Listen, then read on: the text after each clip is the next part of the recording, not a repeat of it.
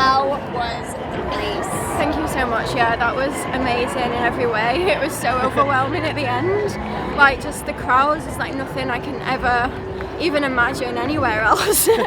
Honestly, it was insane. Like, I'm still so overwhelmed. What was the best part of the course for you? Like, when you seeing that big sign. Really? What's it called? City? What is it? Seeing that big sign, I was like, that's the finish. Nearly, we're nearly there. That was the best part. Now, are you gonna go race London next week? Or you... Oh God, no! I will. I'll be there cheering on Cheer Squad. Fantastic. I'll be there with Nike. So yeah, I'm looking forward to. What are you gonna do now to recover? Just doing a whole lot of nothing. Eat normal foods, not pasta and rice. And just have a. I've been non-stop for like a year now, so I need a bit of a break. What do you do for like sleep the week of the race and the night before? Do you get any sleep? Do you know what I've got sleep apnea, so I struggle a lot with sleep anyway. And I've had a few episodes, but honestly the last 6 days I've actually slept like a baby. Yeah, the hotel bed was amazing. I slept like a baby. I was ready for this, so yeah. Thank you so much. You kind of mentioned your crazy stretch that you've had over the last year. I mean, you think about this year particularly, obviously you were at the 10, 2 weeks ago running a 10K on the track, would you go 30, 53 or so? Why did you decide to do that in preparation for this? For me, yeah, I'm just like a born racer. I really enjoy, I've come from a 5K background. The VO2 max is what sets me apart, I think, a little bit, because I really thrive in 5Ks, 10Ks, and they help me in the marathon. I always keep that speed going throughout even my marathon training. I don't think I do the typical marathon training, so the races help though for me for sure. Like, it's just a good distraction. Yeah, like almost like little blocks inside the bigger. Right. Yeah. Otherwise, it's just like the same old every single week. So it's nice to mix it up and just test myself. Even with the travel though, right? Like going from the West Coast back to the East Coast. Did you go back to home? Yeah. So I've been based in Flagstaff, Arizona. Yeah. So. Yeah, on the most part, the travel's fine. I just kept in the States for 7 months now, so I'm looking forward to actually go back to the UK for a little bit and see family and stuff, because it's been a bit. So. Yeah, you kind of mentioned you're going to take a little bit of downtime.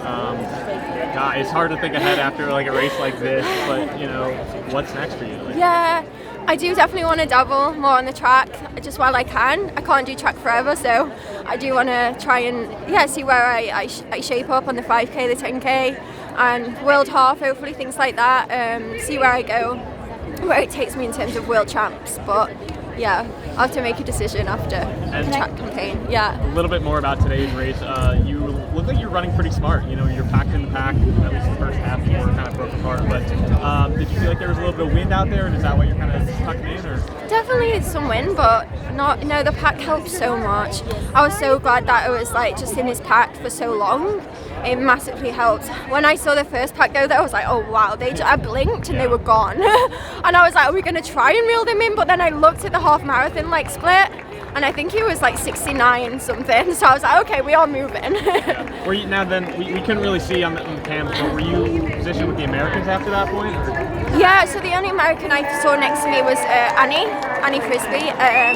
And then I saw Mary, who obviously is based in the UK and Kenya. Yeah. So I was running well with her, running well with Annie a little bit, and there was a pack of about 5 or 6, and it really helps get my momentum going. Yeah. Did you have to change up your initial race strategy at all, or was there anything you had to adjust while you were in the middle of the race towards the end? Yeah, I don't think I thought it was going to go that hot. The first mile, I was like, that was slow, though, wasn't it? Yeah, it was 5:40, and I was like, okay. And then we all of a sudden just went, and my husband / coach, he was like, just just squeeze, don't do it all at once. So I was thinking, okay, they've done this random surge, I've just got to just squeeze bit by bit, and no, the race strategy, it just happened and I just went with it, yeah. What was the race strategy and how did you respond to it when, like you say, it didn't necessarily pan out as you might have expected? I think that's just how it goes, isn't it? It never goes how I expected it. I was the same in the 10, I was like, okay, yeah, that did not go how I expected it, and the same here today. But that makes it fun, and yeah, I really just enjoyed being in that second pack, and I think we worked well off each other, and I just tried to push.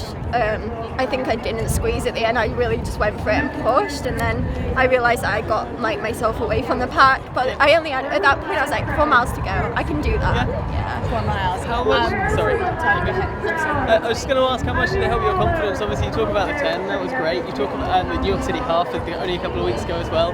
You're now coached by Nick. I'm sure that's helped as well. How much has it helped your confidence coming into a race like this? Yeah, it's massively helped. Honestly, the fast stuff like helps my confidence so much, and just knowing that I can do that at the end, and even CIM, like I was hurting, and then the last few miles I saw what's the name of, like one of the Americans, the Saucony, Jackie. I was like, I looked behind, I was like, oh wow, I've got a race, and I had to go from like feeling sorry for myself at 5:40 pace to 5:10s, and I was like, okay, at least I know I can do that if I have to. So it's all good, like practice, and it helps a lot. Yeah. What was your takeaway from the last couple of miles? It's famously like a real push, particularly after those hills from about 20 on. Just wow, like honestly, the crowds are like nothing like I've ever experienced. Really? Yeah. It's more it's than New York, insane. right? It's like insane. Like, it's just mind blowing. So I just think That says something. You're not a newbie to these courses. no, but like it is. It's just incredible, and like they really do get you through. And I just like try to just focus with one leg in front of the other and just get to the finish line. And obviously, what happened in Paris, I was like, that was kind of like this today. I was like, no, I need to make up for that. And It must feel like a long time ago now, though, because you've achieved so much. It doesn't. Okay. Yeah, and it's still like in my head a lot, and I'm obviously heartbroken from that still. So like, yeah, I'm just glad I can do what I did today and like show that I can do it. Like show myself that I can do a marathon and finish strong. It sounds like that's driving you forward, though. Like you've Yeah, had some it great is. results since then. No, it is. It definitely is, and like I think what happened in Paris like has definitely like made me hungry and like made me want to do well now at the World Champs and the big stages. Listen, congratulations. I'm Thank Callum, you by the so way. much. It's Nice nice to meet you, meet Calli. you.